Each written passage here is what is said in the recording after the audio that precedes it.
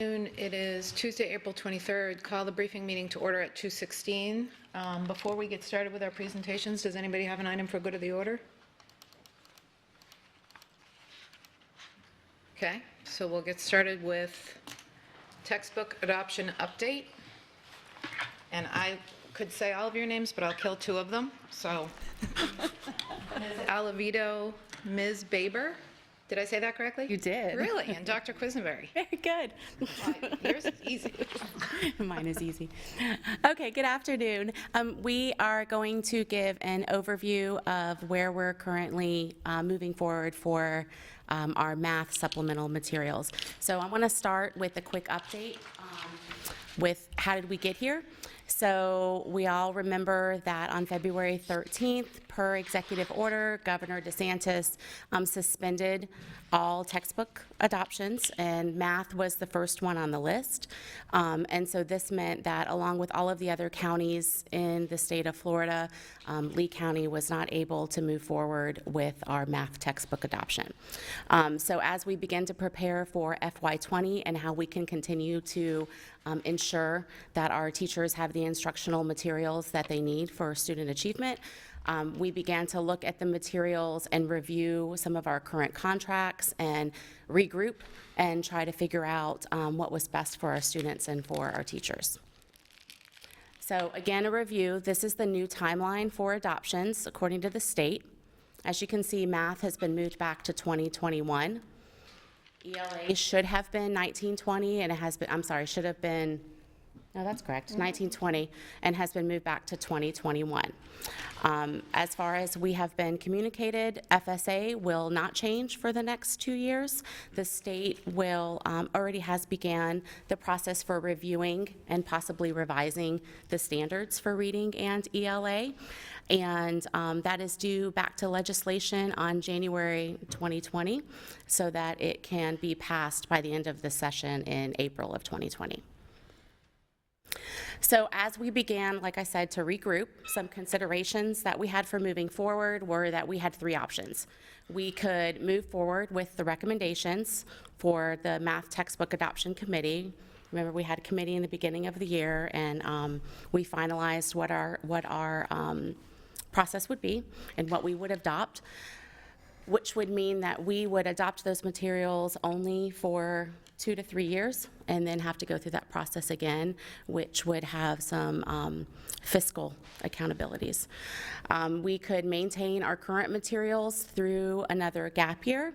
The math materials for elementary were adopted 6 years ago now, correct? 5 years ago, correct. 6 years ago now. As you know, a lot changes in 6 years. Then maintain our current materials through the gap years and then add supplemental materials based on our student achievement data, based on some information from our teachers and our principals, and Candace is going to talk a little bit about that. All right, so one of the very first things we did after we heard all of this is our curriculum department team, secondary math, elementary math, went to work together and said, what are our pros and cons? What does it look like if we adopt for our teachers and our students, and what does it look like if we don't adopt? And we started that internally. We said, okay, if we don't adopt our materials, we know we have some large gaps in our current resources based upon our standards. However, with all of the curriculum maps and instructional guides that we've put into place this year, we said that would really give us another year to enhance and refine that work and allow teachers a moment to breathe, because we're understanding that they're feeling a lot of stress. So if we don't adopt, we'll continue our work with instructional guides, but then we'll look and go, where do we need to build some additional supplements? So that was one of the big pros of, okay, we can make this work if we don't adopt. However, if we do adopt, one of the big pieces is we would have materials that fully align to our standards, which teachers say we have holes to fill. We're constantly looking for additional resources. We could go ahead and move forward with the adoption process that we brought forth to the board a couple of months ago now, move forward with those recommendations. Teachers would have new aligned materials, and we would be good. However, on the flip side of that coin, the conversation we had is they would be good for 2 to 3 years, and we'd have to re-adopt materials materials again. And it takes 2 to 3 years when we adopt new materials for teachers to finally feel like they have their footing to be able to grasp the programs, move forward. So we laid out all of those pros and cons, which are, we can access through the PowerPoint. You should have access to the list, and it has all of those pieces on both sides.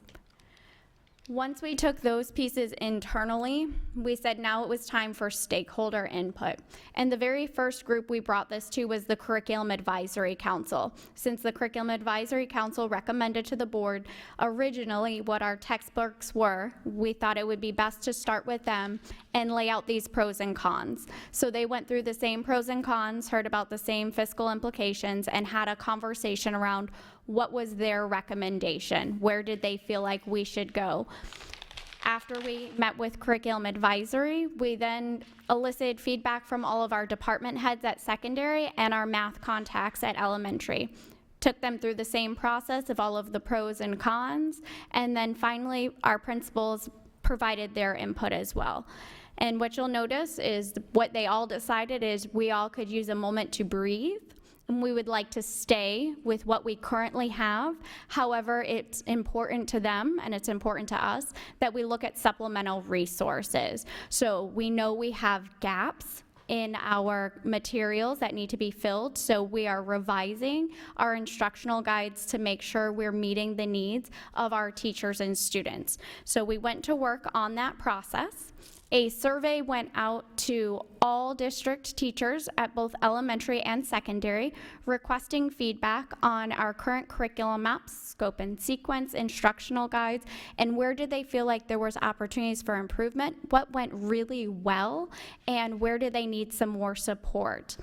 Beginning April 9th through the 11th, and then April 13th, that following week, we had 44 elementary math teachers down here reviewing scope and sequence and instructional guides, and they've laid out some areas where they really need some more support. So besides the teacher survey feedback and those teachers coming down, we now know where elementary needs some additional resources. Our secondary teachers have also filled out that same survey providing us feedback, and we actually have slotted 50 secondary teachers to come down here this Wednesday, so tomorrow night, to do the same process. So our high school teachers will meet first, and then our middle school teachers will meet in the evening. And we'll look at our resources to provide input as we move forward with our supplemental. Which brings us to what we've been doing and how we're working on now, which is getting those agreements with our current vendors and making sure that we are getting good materials to continue. And so we've reached agreements with HMH Go Math. They're actually gonna provide us with extra resources that we did not have before, like personal math trainer, Math on Spot, and these have been updated, so they're planning on updating the site to help give us more resources. McGraw-Hill for our secondary middle school 6 through 8 courses and our Algebra 1 course. We reached an agreement with them as well, and they're going to actually provide us with a supplementary ALEX program for all our students in those courses. And then our high school AGA courses, we actually, when we adopted, we had extra time with them. And so we're going to be able to continue without having to actually pay for the next 2 years with those AGA materials as well. And as we come forth with these the supplemental resources that we are going to get, we are going to work with those companies and those vendors to reach agreements as well. I would first like to say kudos for such a comprehensive and inclusive process. Great job, honestly. Everybody that's going to be a stakeholder in this knows exactly what's going on and is a part of it, and that's wonderful. Comments and questions? Yes, ma'am. I am the board liaison to the curriculum advisory committee, and so I know how hard Dr. Quisenberry and Ms. Olivato I always just say Candace, but how hard they've been working, and I just want to remind everyone that it wasn't too many months ago that y'all were here giving that wonderful presentation about why all those books and resources were chosen, and then it wasn't long after that that the word came down from Tallahassee. So the only thing that I want to say is when Candace was saying, well, when we heard this, the first thing we did is to get to work on options. I'll bet she left something out because I didn't hear it, but I'll bet the first thing you did was go, oh, yeah, there had to have been something like that. And, right? My pencil may have been thrown. I don't know. I know I would have been doing that, but after that, because I've seen, up front, working with these two ladies on the curriculum advisory, how hardworking they are, and I feel very confident that they have made good decisions, and as you said, the same decision we came to, and I'm also very, very happy to see that so many teachers were involved, because they're the ones that are there in the trenches, and they're the ones that know it. So I totally agree with our chair that we should feel very confident in what you guys have been doing. So thank you. Thank you. If I can just add that it's not just us, we have an amazing team that are Yes. sitting out there. Yes. Including I Gloria. just see you guys and Dr. Creel. Anybody else? No, thank you. Thank you Great, very much. ladies, thank you. Great presentation. Great job. Next, we have a budget update with Ms. Letcher.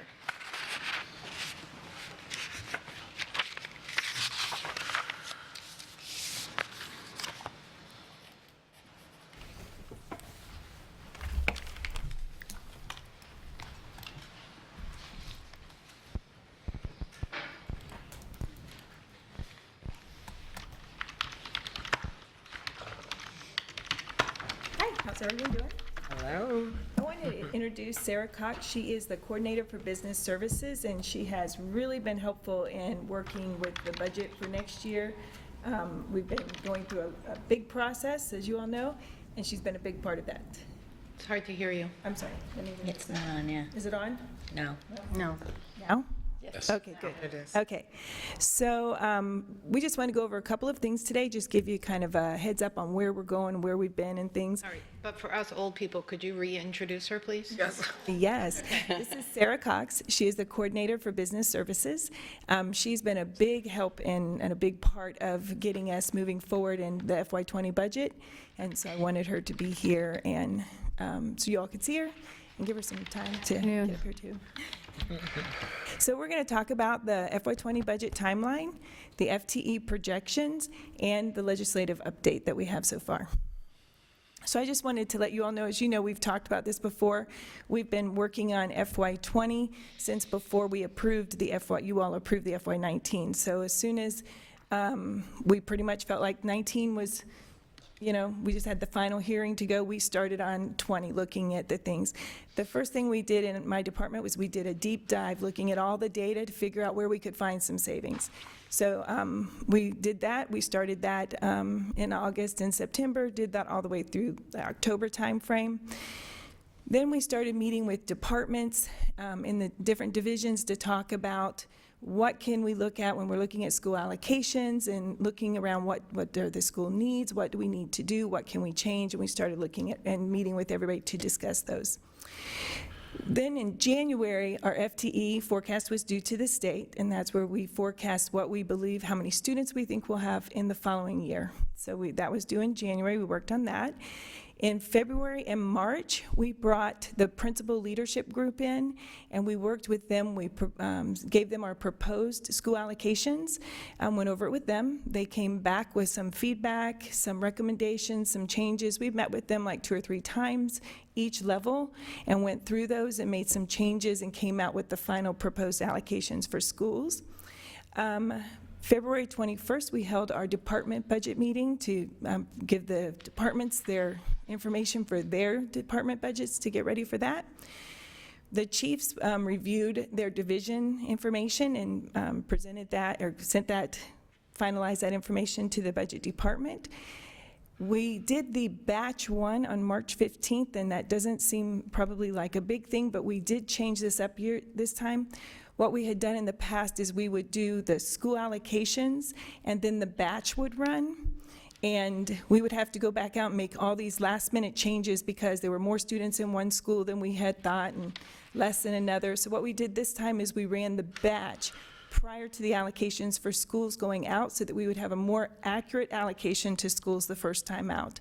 So that was a big switch up in this year's FY20 budget process that we did. So we went out on April 2nd with the schools' allocations to them, and they're still working through all of that right now.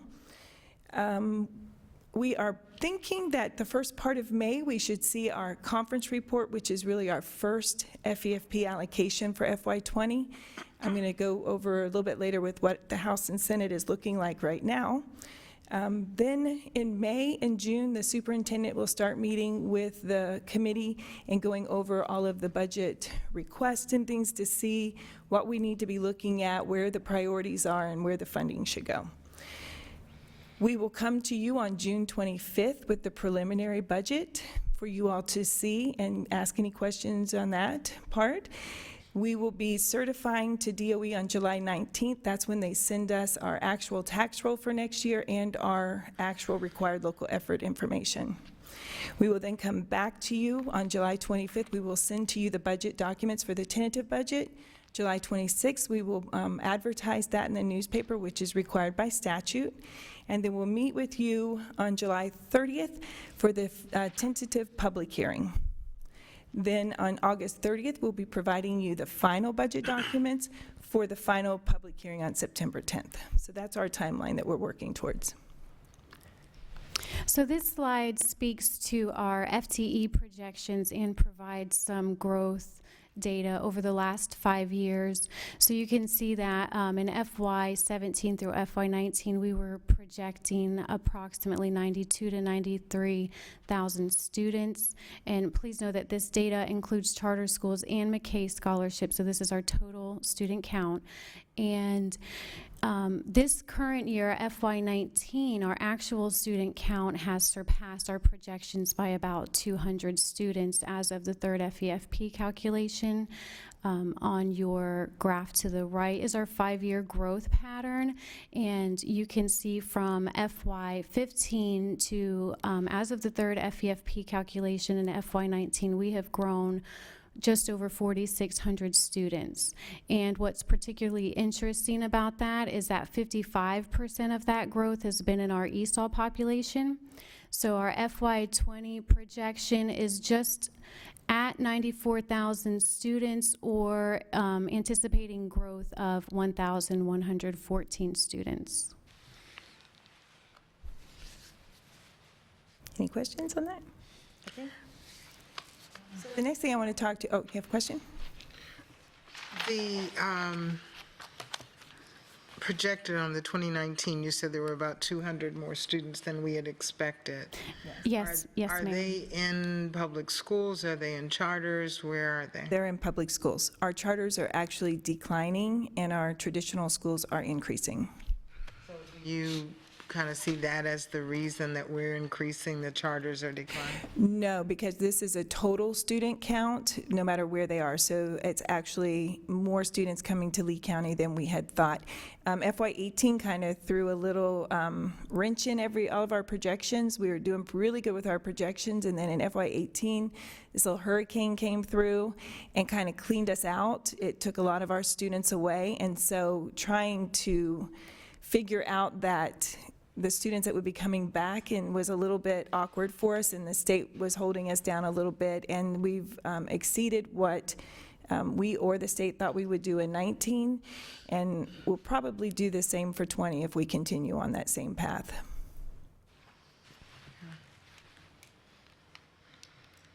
So in the Senate and the House comparisons, they're They are very different, and I'm sure you all have heard the differences that they are. I just wanted to point out a couple of things. These are the most recent ones that I have been provided.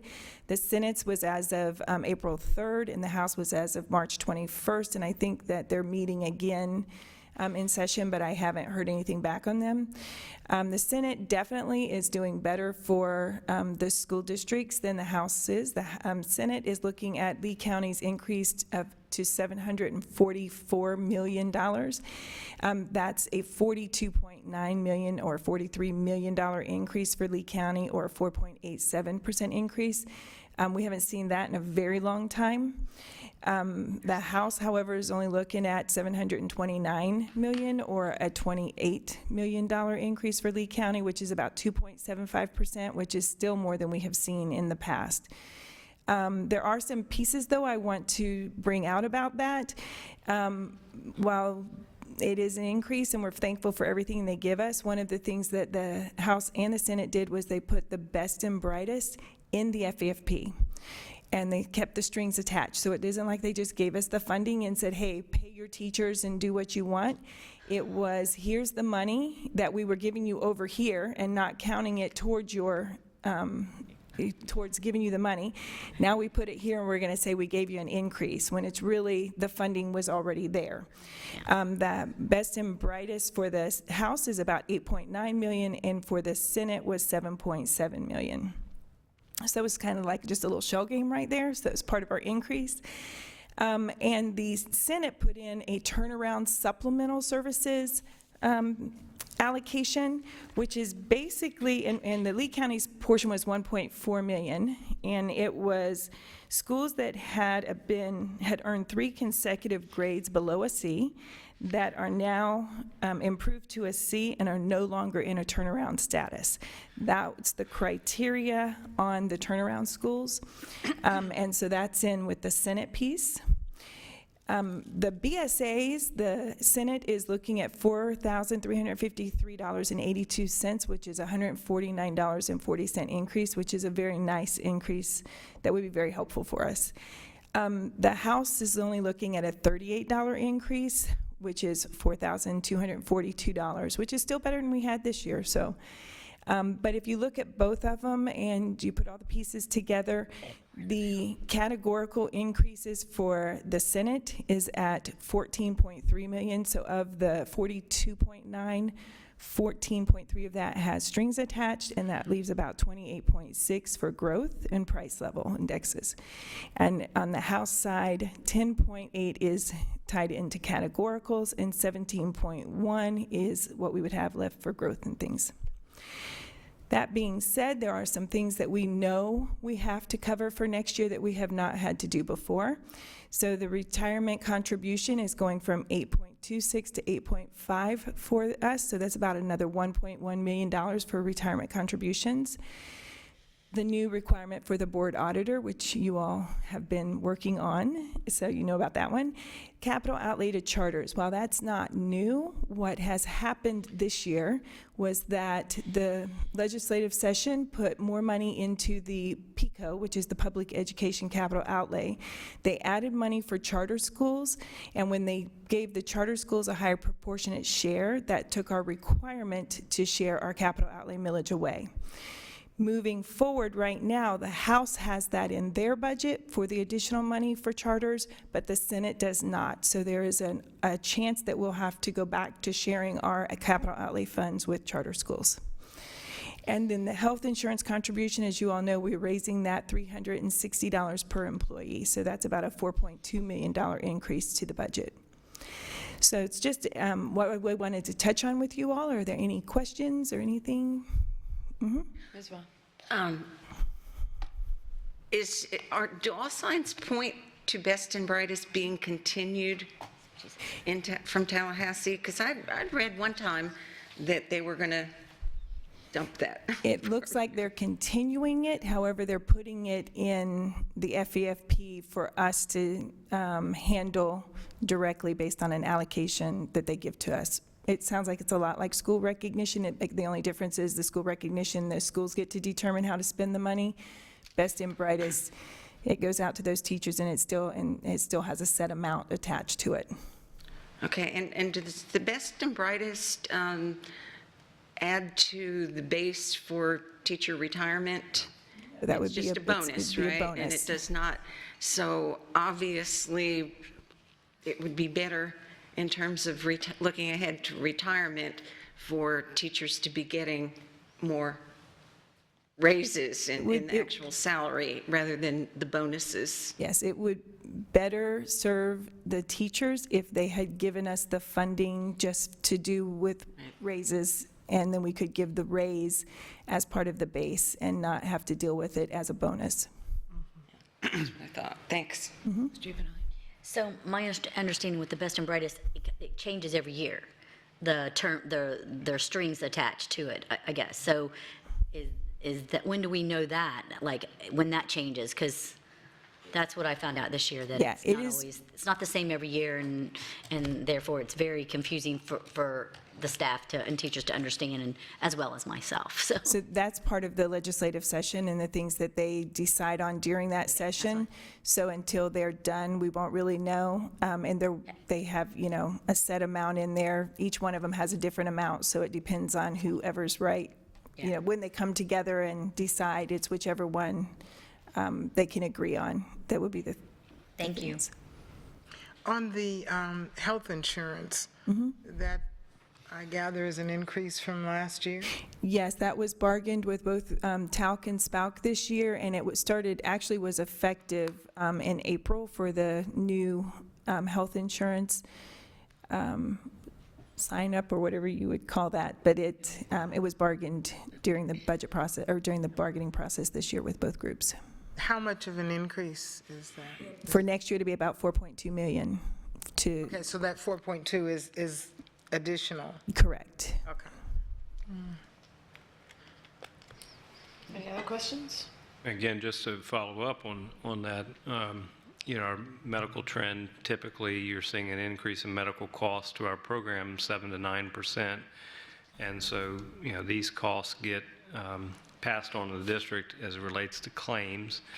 And so what the insurance task force, and I don't know which one is on the, okay, so I'm sure, at Insurance Task Force, they look at trying to keep the plan designed in such a way that where we have at least one of our plans that an employee is going to be fully covered, and without, really working hard to try not to reduce the benefit of that medical program to that employee. So if with costs going up, cost of the program goes up, and therefore you have to have that increase, so we're not passing that on to employees.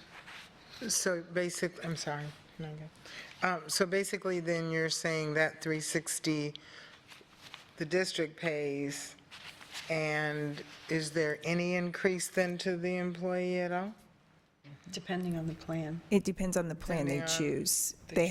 If they choose the plan that's fully covered, there would be no charge to them, but there are other All plans right, they can if they go choose. into the separate, okay. Any other questions or comments? Excellent work, thank you very much. Thank you. Thank you. Yeah.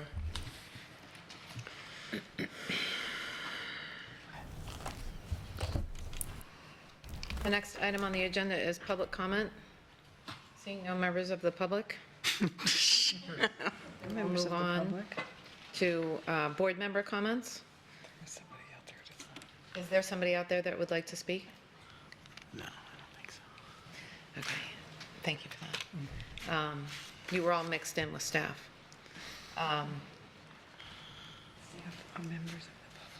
Board member comments. Ms. Fisher. I have nothing right now, thank you. Ms. Giovanelli. I have nothing, thank you. Ms. Joy. I have nothing for now. Ms. Gittens.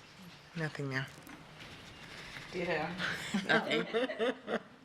Well, CSI, Continuous Systemic Improvement, met, I think it was last week.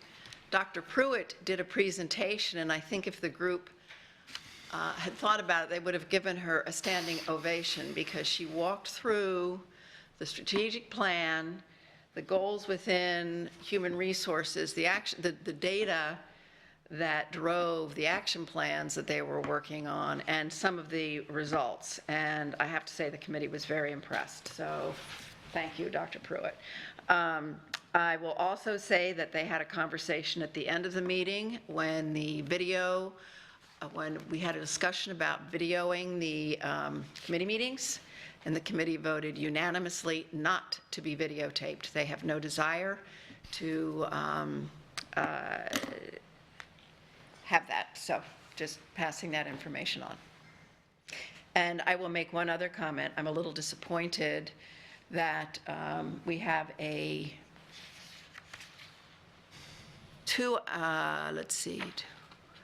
we have a 2-hour and 15-minute block of time that we could have used to do board work today, and we have no work. So I think we're not getting it done, and I think we need to have a serious conversation about what we're doing. Those are my comments. Okay, so you all received my email with the pictures of the golf carts? Yes. The maintenance man at Three Oaks Middle was just completely beside himself. He very respectfully had asked the administration at that school on a couple of occasions, do we have money for a golf cart? And, you know, it finally came, and he was really surprised, and that was great. And that's the upside of the hard work that the principals are doing. And a golf cart is just one step.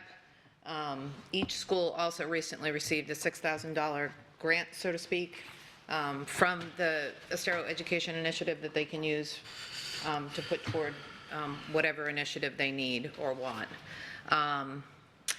With Attorney Dodig leaving, Dr. Atkins, I'd like to make sure that perhaps we have Dr. Carlin follow up during our reorg meeting about travel expenses, because new legislation requires us to approve travel expenses and I think out of district travel expenses. I think that the best way or the easiest way for us to do this, and I think what most other districts are doing, is approving that at their reorg meeting each year. So just looking forward at, you know, travel outside the district that we've always done, estimating what that will cost and approving that rather than approving it on a per trip basis. And of course, we can discuss that during reorg. I just want to make sure that doesn't fall off anyone's radar and that we make sure we get that done. Advisory committees, we were working on perhaps revamping the way they were done. Did we ever get anywhere on a draft policy with that? Yes, we did. In fact, Dr. Carlin and I have drafted that policy, and ironically, she wanted to bring that to you all in your individual meetings with the superintendent, which have now ended. So there has to be a time to do that with each of you. So I think Dr. Atkins has instructed her to try to figure that out, to get with each of you individually. Okay, I have some concerns. District advisory, and this has absolutely nothing to do with you, Madam Chair. This is just the general way, and I know that you've brought it to the table as well, that there's a sense in district advisory in particular that that they're not contributing to the district, that they're just receiving information. So I feel like it's important to discuss that when we talk about the overall policy and potential qualifications for people on those boards. I'm sorry, on those committees. I did have a good of the order item, but it's part of my board self-evaluation. Do we have a time scheduled to discuss our board self-evaluation? Can I make a comment? Just let me know when I can. Sure. Because I wanted to address some things that were said. Do we have a time scheduled for our board self-evaluation? I am not sure. I will check and see, and then I can give that answer now. With the process of doing the agenda review on Thursdays, the reason we had this time block today is that we worked with staff to try to rearrange everything so we would not have that big gap. Unfortunately, because of some of the things that were scheduled, they had to be at the specific time, like the one with the employee, because we tried to move it closer to the 6 o'clock meeting so we would not have a gap in time. In future, that will not be the case, that we will have, to be here for this and then have a break in time. But it's a work in process, and we couldn't move some things at this particular time. The next agenda workshop will be the Thursday, I forget the date of it, the Thursday prior to our next board meeting. And the purpose of that, besides agenda review, is to cover some of the items that, like the advisory board that Dr. Carlin wants to bring, the advisory board. Those are things that will be handled on that day as well. Madam Chair, I thought that meeting was May 3rd, which is Friday. Okay, and I don't have the calendar in Okay, front of all me. right. There were shifts in it because of certain things. As we're trying to get the process going, there were certain things that could not be moved, which is why it's not as consistent. I just want to make sure so I can advise Weiss Sirota, the attorney that's going to be here. And I've advised him already that it's May 3rd, so No, I it just want to is. make sure. Okay. Yes. And we'll be getting that schedule, the finalized schedule, out to everybody as soon as I have looked at it with staff and made sure everything is covered. Yes, I'm sorry. I'm sorry, Yeah. I didn't mean to interrupt you. Ms. Morgan? No, it just, I heard the staff say this afternoon that our budget is depleted, and you talked about the reorg meeting. I think we have to have a serious conversation at the reorg meeting about how money is being spent, because I think it's irresponsible of us to be spending money when we're asking everybody else to make cuts. So we have not had a serious conversation about our budget and how we spend it. So I just wanted to put that out there as well. Okay, the next item for me and my comments is attorney workshop. Do we have an attorney workshop scheduled? So we can take next steps with regard to the attorney, what we're going With to the do. new attorney? No, with regard to the structure of a potential legal department in the Right. district going forward, or are we going to hire a new board attorney? Do we have that workshop scheduled? We don't have that scheduled yet. Like I said, I'm working with staff to make sure we have everything on the schedule at this point and moving things around. So I don't have a specific date for it at this time, but I will get back to you with the schedule. Okay, I saw Ms. Jordan and Ms. Morgan at the Bonita Arts thing. What was it called? Bonita Arts in Shangri-La. Yeah. Yeah, every Arts Festival, I think is what it Shangri-La. that was. was what it was. Every school in Bonita Springs got together, and it was really, I thought, incredibly well done. The kids were fantastic. The band, is that what it's called? The band at Bonita Springs High School? Well, they had the orchestra, they had a jazz band, and then they have a steel drums. So The they big, well, the steel drums was Bonita Middle, but the big one sort of at the front across from That the was the steel orchestra. drums, that was Bonita Springs High School. And it was huge. yes. They were, Springs. the For two number of classes. students was crazy. For 2 classes, Yeah. it was amazing that they had that number of students participating. It was really remarkable. I guess the band director, if that's what it's called, said, if you have students who need an extracurricular, who need, something to do to supplement their education, send them to me. And he's had a lot of kids sent to him, and he's just turning them into musicians, which is really impressive. My son was in it, and so every time he looked up, I waved at him and embarrassed him, which was really fun. And then finally, my last thing is, Ms. Stillwell, the videos that you've put out, the video you put out with the superintendent to explain the budget cuts and the DRA reallocation was incredibly informative and answered, I think, everybody's questions. And the other thing is, people have actually gone out of their way to reach out to me to give positive feedback. Can you imagine? We get positive feedback about something? For the Change for Change website, and how easy it is to use. And like older people said, they barely know how to make a phone call, and they're able to find out how much money is spent at their grandchild's school. So the feedback I've gotten on that is really, really good. I know that you put a lot of work into it. I know that other departments also put a lot of work into it. So thank you very much for that. I appreciate it. And those are my comments. I don't know if Dr. Eck can, yes. Is it appropriate for me to ask a question based on something you just said? Okay, somebody remind me of the timeline for people who are applying for next year for the committees, for the advisory committees. July.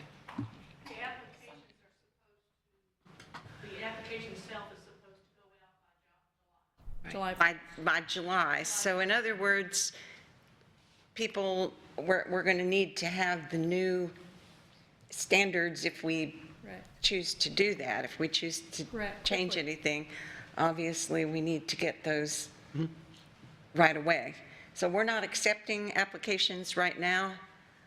Well, that would be, I mean, if they're getting them, I'm keeping them for right now, but because you all have discussed changing certain applications, I mean, you won't make any decisions until July now. We've had a few openings that have remained open because of talking to a couple of the board members, since this was so late and there was only one meeting left. Right. People have dropped out. Your decision was to just go ahead and wait till the new applications came in, and you would choose from that. Yeah, my concern was people who think they've already applied, will they be getting notices if they applied to, let's say, finance, and we change the criteria? Will they get a notice, we got but we've revised it, so they're going to get a new one, right, automatically? Lauren sends out All of the emails to everybody. chairs have been notified that they are to, the chairs and the secretaries have notified their members that they will need to reapply and that the applications will not be available until July 1. Yeah, I'm just talking about people that may already have an application on file that think they've already applied. So they too will be getting, thank you for your application, but we have an updated one. I guess that's what I'm asking. No, ma'am, that changes from year to year. Okay. It's, everyone knows that they need to apply, and I think it's stated out there on the website that they need to start applying for the new year, July 1. The new We don't year, okay. Hold it for year after year. Okay. Right. Okay, any other questions or comments by board members? Attorney Dodig? I just wanted to, I sent you all an email that the items for good cause tonight from me, the agreement with RSM US, who is the board auditor, and the engagement letter with Rice Sirota are on board docs. I ask you between meetings to review those, so there is something for you to do.